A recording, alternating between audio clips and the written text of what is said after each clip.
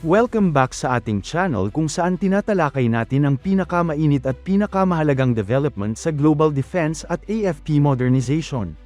Sa patuloy na lumalalang tensyon sa pagitan ng United States, Israel, at Iran, dalawang malaking military developments ang naganap na ngayon ay binabantayan ng buong mundo. Ang una ay ang deployment ng libu-libong AI-enabled interceptor drones na idinisenyo upang kontrahin ang mga Iranian attack drones. Ang pangalawa naman ay ang mabilis na pagpapadala ng isang Marine Expeditionary Force na may kasamang advanced aircraft at amphibious warships papunta sa Middle East. Ipinapakita ng dalawang hakbang na ito na seryosong naghahanda ang United States hindi lamang para depensahan ang sarili nitong mga puwersa at kaalyado laban sa lumalaking drone threat ng Iran, kundi para palawakin din ang military options nito sa rehiyon. Ang pinakaunang malaking balita ay nanggaling mismo sa US Army. Ayon sa pahayag ni US Army Secretary Dan Driscoll, nagpadala ang Estados Unidos ng 10,000 MIROPS AI-enabled interceptor drones papunta sa Middle East. Ang mga drone na ito ay originally dinevelop sa Ukraine at ginawa sa pakikipagtulungan ng California-based defense venture na Project Eagle. Ang pangunahing layunin ng mga interceptor drone na ito ay simple pero napakahalaga, hadlangan at sirain ang Iranian one-way attack drones tulad ng kilalang Shahed series. Sa mga nakaraang taon, ang Shahed drones ng Iran ay naging isa sa pinakamahalagang armas sa modern drone warfare. Ang mga drone na ito ay relatively mura, madaling i-produce, at kayang lumipad ng malayong distansya bago sumalpok sa target bilang isang explosive weapon.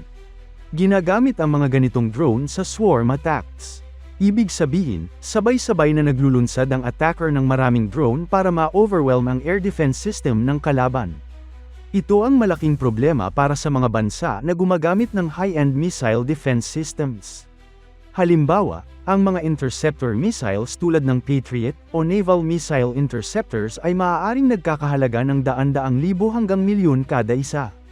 Kung gagamitin ang ganitong kamahal na missile para pabagsakin ang murang drone, mabilis na mauubos ang defense resources sa isang matagal na digmaan.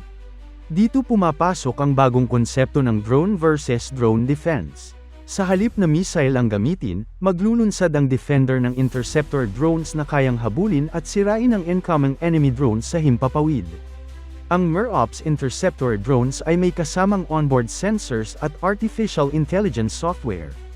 Kayang tukuyin ng system ang paparating na drone, e-track ito, at automatikong mag-intercept bago pa makarating sa target. Kapag na-identify na ng AI ang kalaban, maaaring banggay ng interceptor drone ang target o sumabog malapit dito upang sirain ito sa ere. Dahil mas mura ang ganitong klase ng interceptor drones kumpara sa missile defense systems, kayang mag-deploy ang United States ng napakaraming units. Ang deployment ng 10,000 interceptor drones ay isa sa pinakamalaking paggamit ng AI-enabled air defense technology sa kasaysayan ng modernong warfare. Para sa maraming military planners, posibleng ito ang simula ng bagong era sa air defense strategy. Sa halip na umasa lamang sa mga missile battery, maaaring magkaroon ng layered defense system na gumagamit ng swarm ng autonomous interceptor drones. Ang Middle East ngayon ang nagsisilbing unang malaking testing ground para sa ganitong klase ng teknolohiya. Habang ipinapadala ang mga AI interceptor drones sa rehiyon, isa pang malaking military deployment ang isinasagawa ng United States. Ayon sa mga ulat, 2,200 Marines mula sa 31st Marine Expeditionary Unit ang ipinapadala papunta sa Middle East. Ang Marine Expeditionary Unit o MEU ay isa sa pinaka-versatile at mabilis ma-deploy na combat force ng US military. Ang isang MEU ay karaniwang binubuo ng infantry units, aviation forces, logistics personnel, at command elements na kayang magsagawa ng iba't ibang uri ng operasyon. Kabilang dito ang humanitarian missions, evacuation operations, hanggang sa full combat operations kung kinakailangan. Mas nagiging mahalaga ang deployment na ito dahil sa naval force na kasama ng mga Marines. Ang 31st Marine Expeditionary Unit ay sinasamahan ng Tripoli Amphibious Ready Group, na binubuo ng 3 malalaking warships ng US Navy. Ang pinakamalaking barko sa grupo ay ang amphibious assault ship na USS Tripoli. Ang barkong ito ay kabilang sa America-class amphibious assault ships at maituturing na parang maliit na aircraft carrier na nakatuon sa marine aviation operations. Hindi tulad ng ibang amphibious ships na nakatuon sa landing craft at vehicles, ang USS Tripoli ay dinisenyo upang magdala ng mas maraming aircraft. Sa kasalukuyang deployment, pinaniniwalaang may dala itong humigit kumulang 20 F-35B Lightning II stealth fighters. Ang F-35B ay isang espesyal na variant ng F-35 na kayang mag-short takeoff at vertical landing. Ibig sabihin, hindi nito kailangan ng mahabang runway tulad ng sa traditional aircraft carriers. Dahil dito, maaaring mag-operate ang mga F-35B mula sa flight deck ng amphibious assault ships tulad ng USS Tripoli. Kapag maraming F-35B ang nakasakay sa isang amphibious ship, nagiging tinatawag itong Lightning Carrier.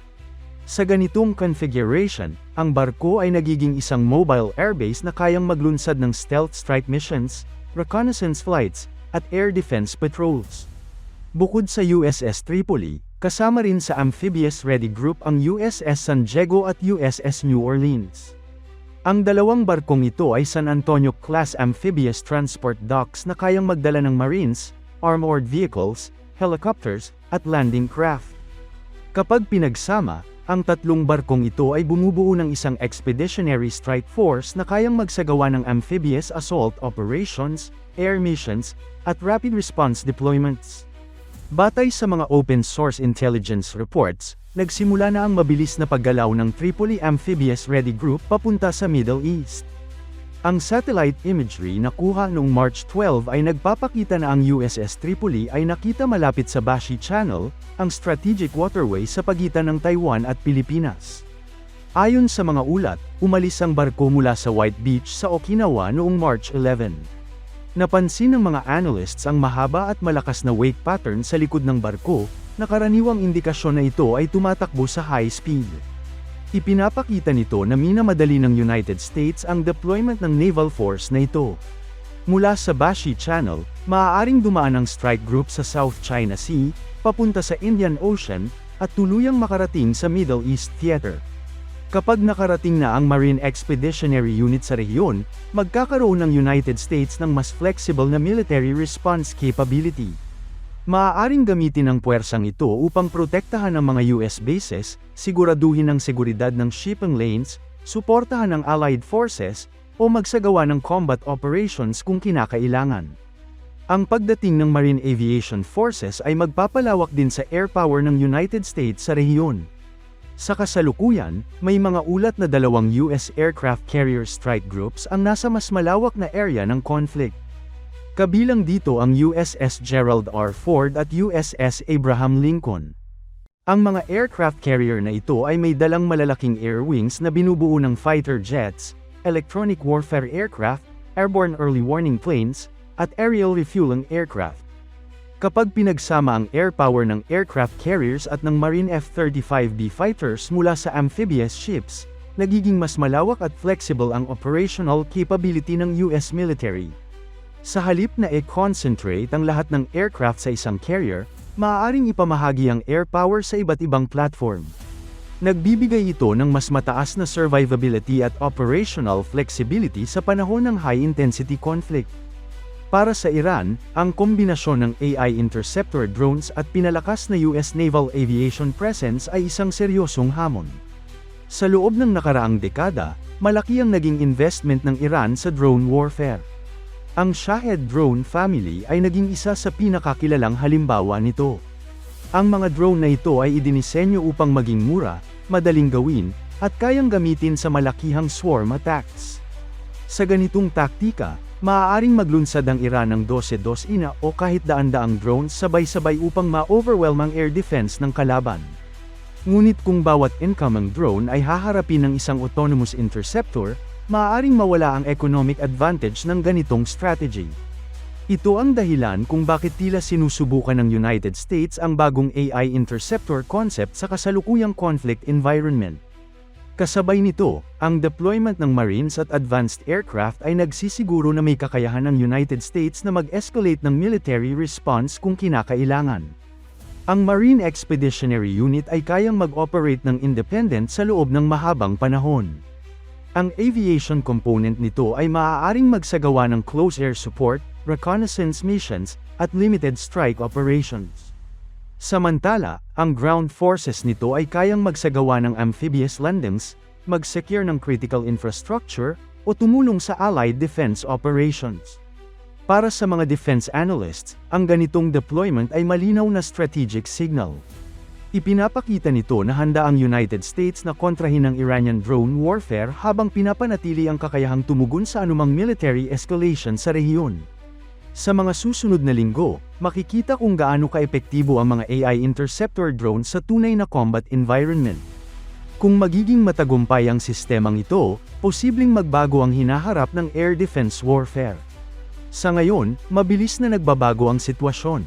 Ang pagdating ng libu-libong AI interceptors, ang mabilis na paggalaw ng naval forces, at ang deployment ng marine aviation units ay nagpapakita na ang conflict environment ay patuloy na umiinit. Habang nagsisimula ang mga operasyong ito sa Middle East, tiyak na nakatutok ang mga military observers sa buong mundo.